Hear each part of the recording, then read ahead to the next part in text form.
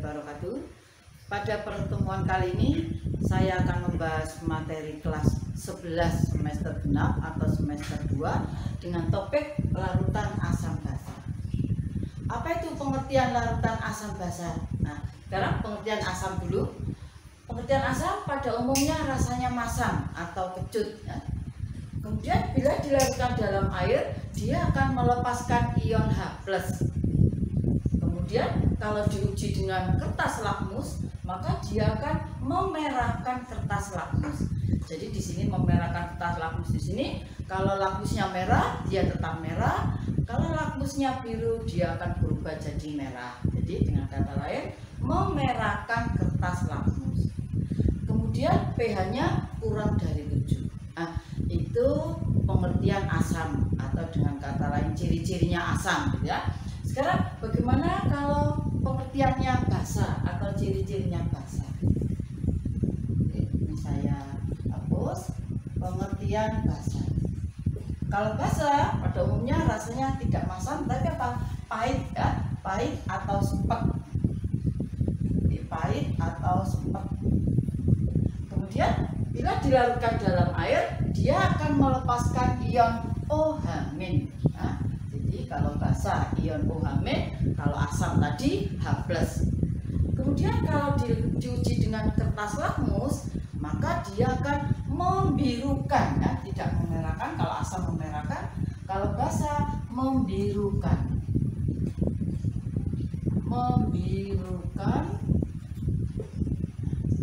Membirukan kertas lakmus. Jadi di sini kalau diuji dengan lakmus merah, maka basa akan berubah menjadi biru. Kalau diuji dengan kertas lakmus biru, maka dia tetap. Nah, di sini dengan kata lain membirukan kertas lakmus. Kemudian pH-nya lebih besar dari 7. Nah, kalau asam kurang dari 7, kalau basa lebih besar 7. Nah, itu pengertian dari asam sama basa. Nah, sekarang yang saya jelaskan yang kedua adalah teori asam basa. Nah, ini saya hapus.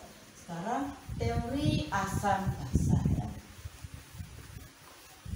Teori asam basa nanti ada 3, yaitu teori asam basa Arrhenius, kemudian teori asam basa Bronsted-Lowry, dan yang ketiga teori asam basa Lewis. Teori asam basa. Yang pertama, teori asam basa Arrhenius.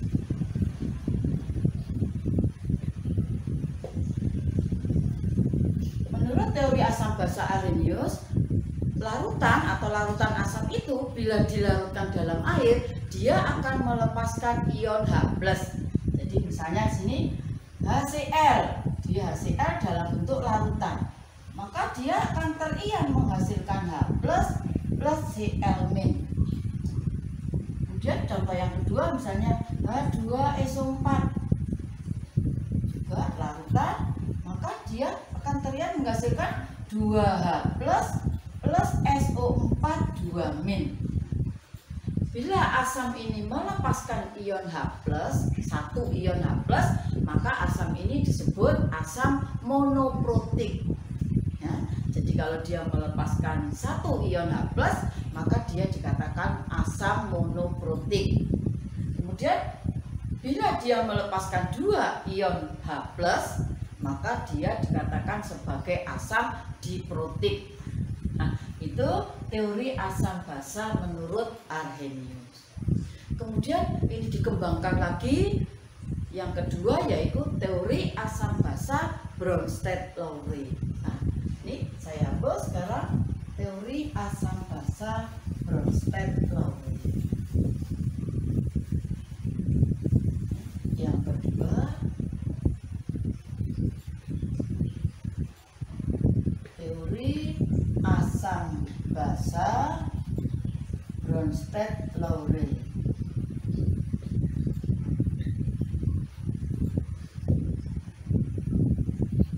Yang tadi dikatakan oleh Arrhenius bahwa asam itu kalau dilarutkan dalam air melepaskan ion H+, seolah-olah pada Arrhenius ini air tidak ada pengaruhnya. Menurut Bronsted-Lowry dijelaskan seperti ini. Jadi misalnya tadi HCl plus H2O, dia akan menghasilkan Cl- plus H3O plus. Coba rekam. Di sini menurut Bronsted-Lowry ini ya, ini api, kemudian ini saya tulis agak ke sana H3O plus.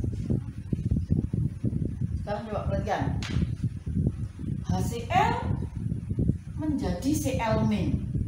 Berarti di sini HCl hidrogennya hilang, atau maksudnya disumbangkan. Jadi di sini untuk Bronsted-Lowry, asam itu adalah yang menyumbangkan proton, atau dia sebagai donor proton. Nah, protonnya disumbangkan. Disumbangkan siapa? Disumbangkan H2O. Yang menerima dia sebagai aseptor. Aseptor apa? Aseptor proton. Jadi kalau kita lihat, jadi kalau kalian mencari asam basanya, dilihat reaksi, kemudian dilihat hasilnya. Jadi misalnya sini, HCl kok berubah jadi Cl-. Nah, berarti dia menyumbangkan hidrogennya. Jadi dia menyumbangkan hidrogennya H plusnya kepada H2O, sehingga di sini H2O ketambahan H plus jadi H3O plus. Maka HCl di sini sebagai asam, atau dia sebagai donor proton. Donor proton. Sedangkan yang menerima maka dia sebagai basa, atau di sini sebagai aseptor. Aseptor proton. Sekarang coba perhatikan. Jadi asam di sini tadi HCl menyumbangkan protonnya kepada H2O, maka akhirnya sisanya HCl tadi jadi Cl-, maka dia sebagai basa. Nah, ini aseptor sama donor. Kalau sudah kalian paham, saya hapus. Nah, terus kemudian yang basa tadi, karena dia menerima proton dari HCl, H2O tadi, ketambahan proton dari HCl menjadi H3O plus, maka dia sebagai asam. Kemudian asam ini HCl berarti pasangannya sama basa. Karena sama asam basa, supaya pasangannya itu tidak keliru, kalian boleh ngasih angka. Jadi misalnya di sini asam 1 pasangannya sama basa 1. Jadi ini asam 1 sama basa 1 itu disebut pasangan asam basa konjugasi. Jadi pasangan asam basa konjugasi. Nah, jadi asam basa konjugasi. Nah, terus pasangan yang kedua berarti di sini H2O basa 2, di sini asam 2. Nah, ini pasangannya ini. Untuk angka 1 sama 2 ini kalian terserah. Jadi di sini tidak harus ini asam 1 baru, tidak. Jadi intinya gini, intinya pasangannya ruas kiri harus dengan ruas kanan. Jadi jangan ruas kiri. Masalah angka 1 2 terserah kalian. Kalian misalnya asam ini HCl dikasih asam 2, berarti pasangannya sama Cl- basa 2, enggak apa-apa. Terus ini berarti basa 1 karena asam 1. Intinya yang penting itu tidak keliru pasangannya. Jadi HCl berarti pasangannya dengan Cl-. H2O pasangannya dengan H3O plus. Nah, ini yang dinamakan pasangan asam basa konjugasi. Jadi ini juga namanya pasangan asam basa konjugasi. Nah, ini menurut Bronsted-Lowry. Jadi seolah-olah Arrhenius tadi air tidak ada pengaruhnya. Nah, ini dijelaskan pada Bronsted-Lowry. Di sini ada pengaruhnya ternyata. Jadi di sini HCl asam melepaskan ion H+-nya, atau di sini dia menyumbangkan atau dia sebagai donor proton ya. Jadi kalau kalian bingung ya Mak, bagaimana cara mencari asam sama basanya, dilihat aja dari reaksi, kemudian dia lihat ke hasilnya. Di sini reaksinya HCl, di ruas kanan kok jadi Cl-. Nah, otomatis hidrogennya kan hilang, hidrogennya disumbangkan oleh siapa? Disumbangkan oleh H2O. Karena di sini terlihat H2O-nya jadi H3O+. Berarti kan ketambahan hidrogen. Nah, sekarang coba kalau sudah contoh satu ini, saya kasih contoh satu lagi.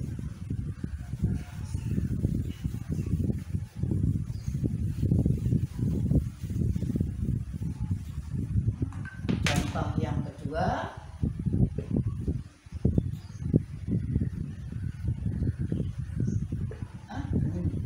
NH3 ditambah H2O jadi NH4 plus OH-. Perhatikan. Nah, caranya kalian mencari mana asam mana basa. Jadi dilihat reaksi, lihat hasil. Ya. Di sini NH3 kok jadi NH4 plus ya? Berarti kan NH3 ini ketambahan proton, tambahan hidrogen. Siapa yang ngasih? Berarti yang ngasih H2O. Nah, di sini H2O mengasih protonnya atau H+-nya. Maka di sini H2O sebagai apa? H2O sebagai asam. Karena dia sebagai donor proton, mendonorkan protonnya kepada NH3. Nah, di sini NH3 maka menerima sebagai asaptor, dia sebagai basa. Nah, terus kemudian di sini kalau H2O di sini menyumbangkan dia sebagai asam, menyumbangkan protonnya dia sebagai asam, maka di sini OH-, pasangannya OH-, maka dia sebagai basa. Terus di sini NH3 sebagai basa, NH4 plus maka sebagai asam. Nah, jadi kalau kita lihat gini, jadi kalau misalnya kamu reaksinya dibalik ya, reaksinya dibalik. NH4 plus OH-. Di sini NH4 plusnya kok jadi NH3, kalau kamu arahnya yang ke kiri, lihat ke kiri. NH4 plus jadi NH3. Berarti kan dia memberikan protonnya. Memberikan protonnya pada siapa? Memberikan protonnya kepada OH-. Karena OH- berubah jadi H2O. Nah, di sini kenapa arah panahnya bolak-balik. Nah, jadi mudah sekarang kalian bisa ngasih angka supaya tidak tertukar pasangannya. Berarti NH3 pasangannya dengan NH4 plus. Jadi misalnya kamu mau ngasih ini 2 nggak apa-apa. Berarti basa 2, di sini pasangannya asam 2. Nah, yang penting tidak salah pasangannya. Untuk angkanya terserah. Jadi ini berarti kalau di sini basa 2 berarti di sini asam 1, di sini basa 1. Nah, ini pasangan. Nah, ini yang dinamakan pasangan asam basa Bronsted-Lowry. Nah, kemudian saya lanjutkan teori yang ketiga ya. Teori yang ketiga yaitu teori asam basa menurut Lewis. Ini yang ketiga. Basa Lewis. Di sini Lewis kebalikan dari Bronsted-Lowry. Tadi yang menyumbangkan proton itu sebagai asam. Tapi di sini untuk Lewis itu yang disumbang sepasang elektron. Yang menyumbang dia sebagai basa, kebalikan dari Bronsted-Lowry. Contohnya misalnya ini. NH3 ditambah H+, jadi NH4+. Di sini NH3, kalau saya tuliskan NH3, di sini ikatannya kovalen. Jadi ikatannya kovalen ya pada NH3. Saya tuliskan sini NH3. Nah, pada NH3 ini punya sepasang elektron bebas. Nah, elektron bebasnya ini disumbangkan dengan H+. Nah, kalau tadi pada Bronsted-Lowry itu asam itu menyumbangkan proton atau dia sebagai donor proton, Kalau basa di sini yang menyumbangkan dia sebagai basa. Jadi yang menurut Lewis di sini basanya itu yang menyumbang. Nah, di sini basanya pada NH3 menyumbang sepasang elektron ini pada H+. Nah, di sini maka NH3 sebagai basa, H+-nya sebagai asam. Nah, ini kalau saya tulis reaksinya N, ini H, ini H, ini H. Ini sebetulnya ikatannya itu kovalen koordinasi, terjadi ikatan kovalen koordinasi. Nah, ikatan kovalen itu ada pada kelas 10. Jadi kalau ini NH3-nya ikatan kovalen pada NH3 ini dia punya sepasang elektron bebas yang disumbangkan kepada H+. Nah, sehingga terbentuklah senyawa NH4+. Nah, di sini pada yang saya kasih arah panah ini adalah sebetulnya mengalami ikatan kovalen koordinasi. Jadi ini terjadi ikatan kovalen koordinasi. Nah, itu teori asam basa, ada 3 konsep itu. Nah, sebelumnya saya minta maaf kurang lebihnya. Saya akhiri. Assalamualaikum warahmatullahi wabarakatuh.